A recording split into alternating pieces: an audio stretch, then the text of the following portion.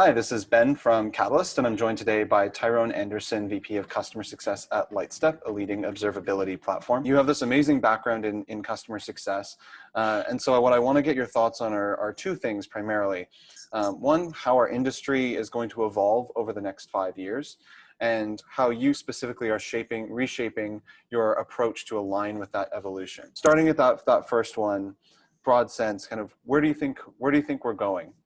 In terms of the future of CS, customer success professionals are going to start getting paid a lot more.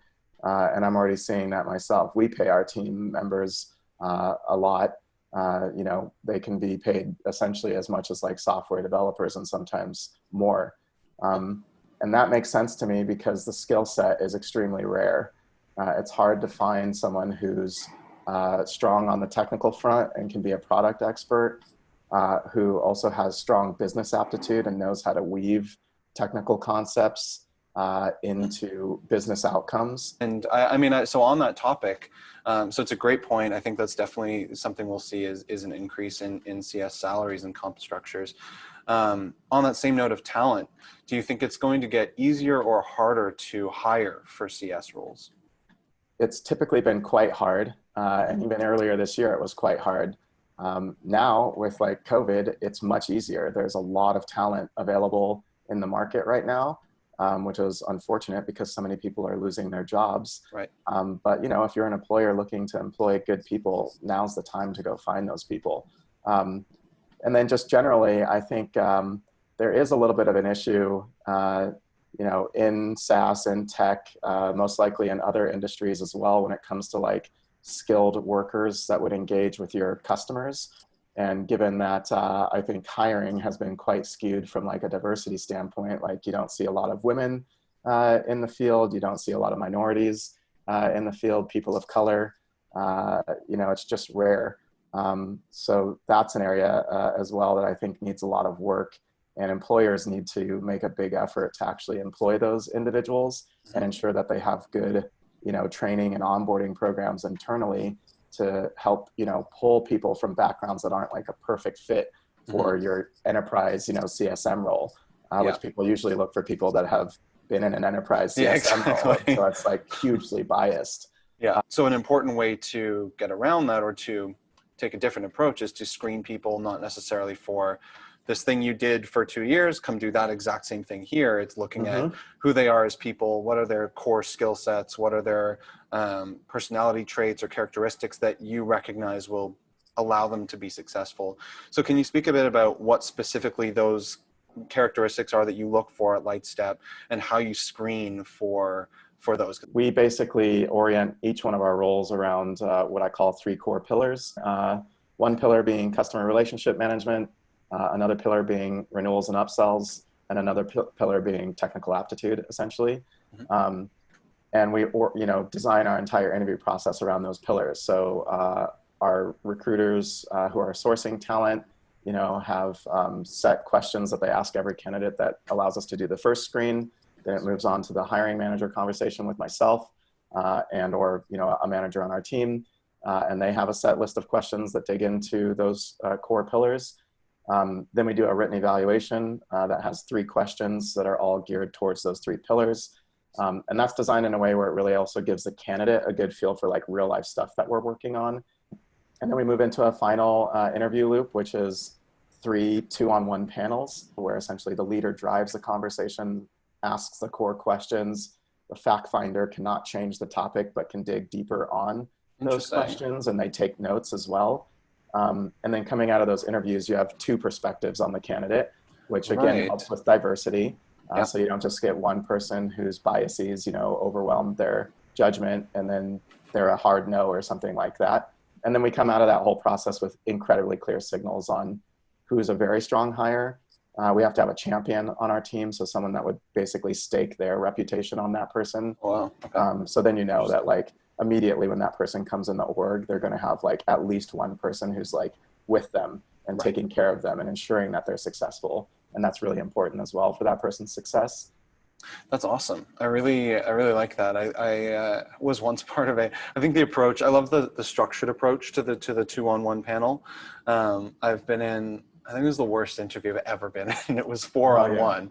It was Oh yikes. a 4-on-1 culture fit interview, which was Ooh. not anything that should have ever happened. Yikes. But I really like the structure of having one person driving it, one person as the fact checker, and being able to dig deeper. And then again, it's a great way to build in diverse opinions into structurally into the process. Right.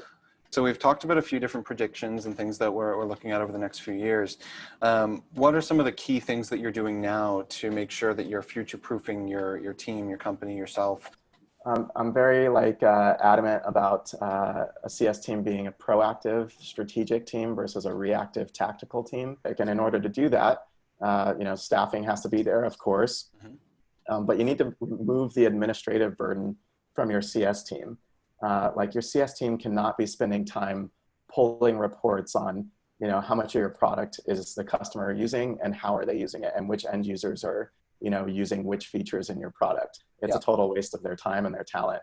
And it's a waste of your money as an organization. We're in a very proactive state at this point, and I'm looking to become much more proactive.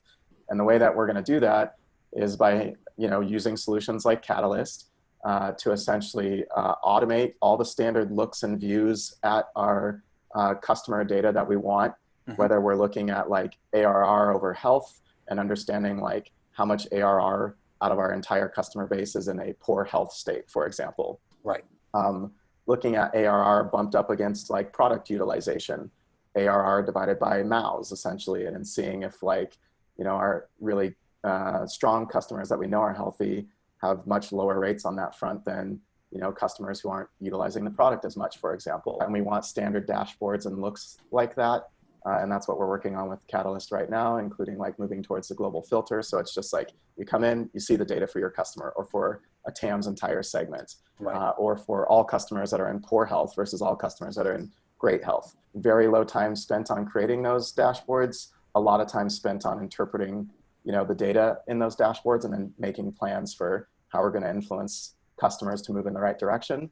And so we want standard reporting. We want to move to a push model with our reporting versus a pull.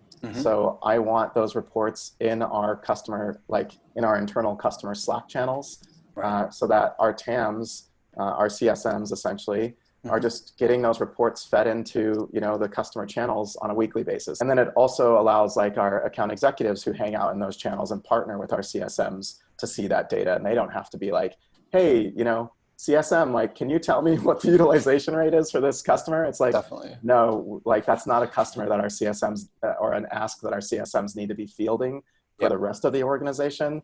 People should just be able to go into a channel and see that information.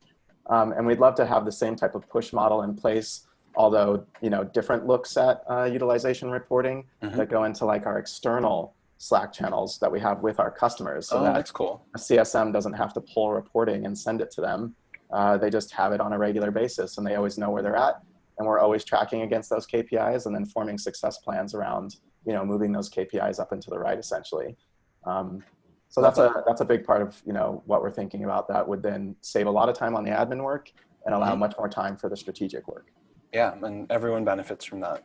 If you had to give a piece of advice to folks who are leading CS teams, maybe they're not at that 100% proactive, they're a little bit earlier on, and they're looking for some things they can implement to really move that needle. What's been the one thing or can you point to one thing that's been extremely transformative that you think people could start doing pretty quickly if they wanted to? Yeah, get success plans in place for your customer. Every customer should have a success plan in place to basically just set a game plan for what are we headed towards?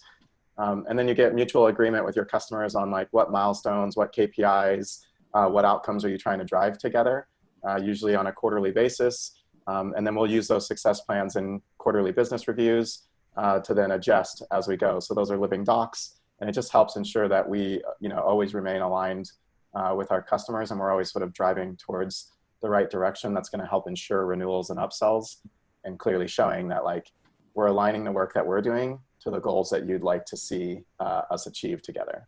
Right. I love that. That's great. Well, thank you so much, Tyrone. I really appreciate all the insight, and stay safe and healthy, and we'll chat again You as well. Yeah, absolutely. Take care.